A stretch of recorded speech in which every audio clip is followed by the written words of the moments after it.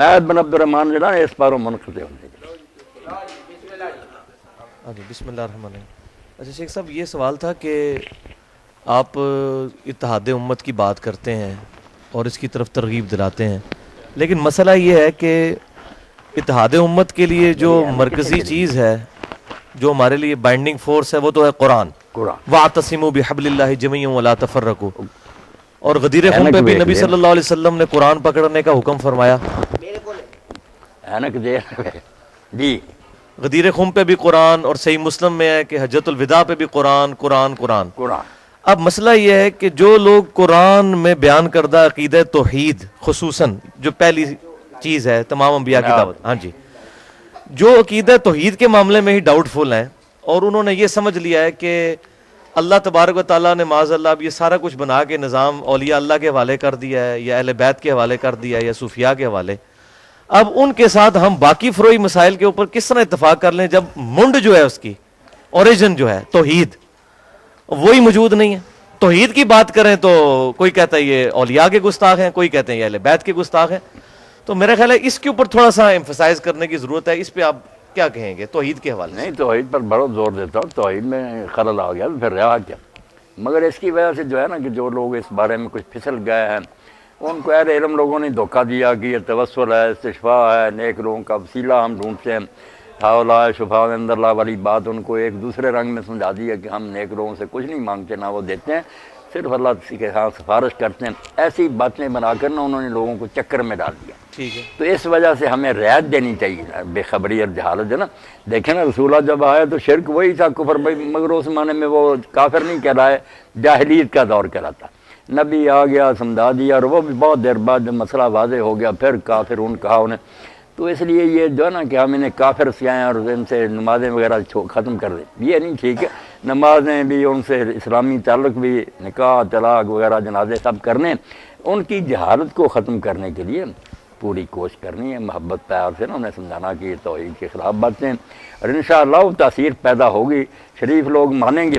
مگر ہم برا کہیں، یہ مشرک ہیں، کافر، کوئی فائدہ نہیں، یہ بے خبری نہیں وہ ٹھیک ہے۔ آپ کے سامنے نا کہ جس شخص نے سرے سے اللہ تعالیٰ کی قدرت کے بارے میں کہہ دیا کہ مجھے نا بڑے کام کرتا، مرتے وقت اس نے کہا بیٹا میں کیسا تھا، انہوں نے کہا آپ تو ہمارے بڑے اچھے باپ تھے، کہا پھر میرے ساتھ نے ایک شروع کیا کہ مجھ سے کام نہیں اچھے ہوئے، اگر میں اللہ کے قابو آ گیا نا، لائن قدر اللہ لیا، یہ اگر اللہ نے مجھ پر قدرت پاری نا، میری جان کا چھٹکارا نہیں، مجھے جلا دینا، میری راکھ بھی ادھر ادھر بکھیر دینا، اس کی سمجھ میں جاہل کی یہ آیا کہ اس طرح کرنے سے نا میں اللہ کے قابو نہیں آؤں، یعنی صفت قدرت کا ہی اس نے انکار کر دیا کہ ایسا اگر میں کہہ دوں پھر نہیں اللہ قابو کر سکتا، مگر اللہ نے زندہ کر لیا اور پوچھا یہ تم نے کیوں کیا، اس نے کیا ڈر گیا تھا، کیا باپ۔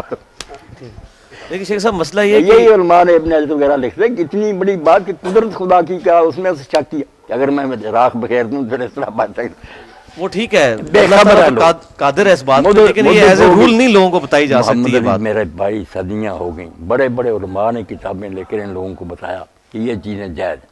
اب دیکھیں نا، دو آدمی ایک دور میں ہوئے، دونوں کو نا کہہ دیتے ہیں شیخ الاسلام، ادھر ابن تیمیہ ادھر سبکی ہیں، یہ کتابیں لکھتے ہیں اپنی جگہ توحید کی، وہ ادھر شفا اس کا اور دوسری لکھتے ہیں کہ نہیں مدد مانگنا حضور سے جائز ہے، قبر پاک کی زیارت کے لیے سفر جائز ہے، دونوں کی ٹکر رہی، مگر دونوں ایک دوسرے کا احترام یہ کرتے۔ ابن تیمیہ کہتے تھے میں نے سبکی جیسا نہیں دیکھا، اور شاید مانے نے بھی جناب، وہ کہتا تھا میں نے اس جیسا نہیں دیکھا، علم کا بھی احترام تھا، مسئلوں میں ٹکر تھی۔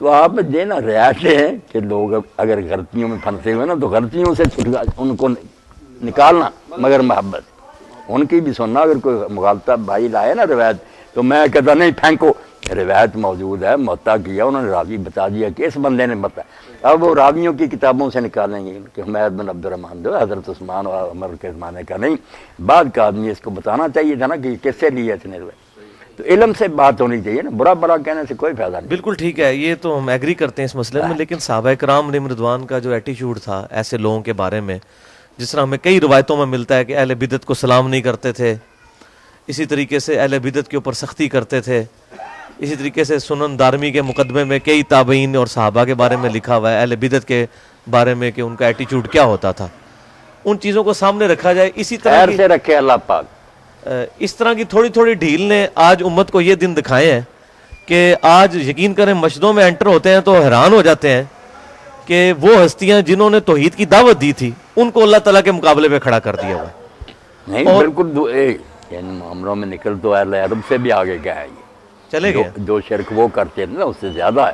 وہ تو سمندر میں کوئی اللہ کو یاد کر لیتے تھے, یہ تو سمندر میں بھی یا خواجہ معین الحق طاقت ہیں تو غرق ہوئے. مگر اس کا علاج کرنا اگر ٹی بی ہو گئی ہے تو ہم دعائی دیں کہ آپ کو ٹی بی یہ کوئی فائدہ نہیں, ذہن میں رکھے علاج اس کا کرتے رہے, انشاءاللہ جس کی قسمت میں ہوگا وہ مان لے گا. ٹھیک ہے. علماء نے یہ باتیں الجھا دی ہیں, بڑے بڑے عالم ہیں پڑھے ہوئے, وہ کتاب میں لکھ دیتے ہیں کہ اس کا کوئی حرج نہیں, اللہ تعالیٰ نے اپنے بندوں کو یہ طاقتیں دی ہیں. ان چیزوں کو ثابت کرنا نہ کہ یہ روایتیں نہیں. مسئلہ یہ ہے کہ قرآن کدھر گیا؟ وقال الرسول یا ربی ان قوم اتخذوا هذا القرآن مہجورا. غدیر خم قرآن کی بات کر رہا ہے, حجۃ الوداع قرآن کی بات کر رہا ہے, نبی صلی اللہ علیہ وسلم کا وسیع قرآن ہے. اس کے بعد کوئی امتی یہ کہے جی مجھے یہی نہیں پتا چلا کہ قرآن میں کیا لکھا ہوا تھا, ایاک نعبد و ایاک نستعین, مطلب اس کو نہیں سمجھ آتا. نہیں بس لوگوں نے پڑھ لیا نا وابتغوا الیہ الوسیلہ. اب اس کی تفسیر میں کئی لوگوں نے لکھ لیا کہ وسیلہ, تفسیروں نے تو سارا ظلم ڈھایا. نہیں ظلم تو ڈھایا مگر لفظ تو ہے نا کہ وسیلہ ڈھونڈو. اب لوگوں نے سمجھ لیا کہ لوگوں نے بتایا انہیں کہ یہ وسیلے ہی ہیں, نیک لوگ جو ہے ان کو پکڑ لو. ان کو مغالطوں سے نکالنا ہے نا میرے بھائی. برا بلا کہنے سے کوئی نتیجہ نہیں نکلے گا, نفرت ہوگی, دور ہو جائیں گے. اگر علاج ہو سکتا تھا وہ بھی گیا, وہ ہم سے دور چلے گا. بالکل ٹھیک. دور نہیں کرنا, قریب کر کے نا پھر دل میں طے کر کے کہ یہ گمراہی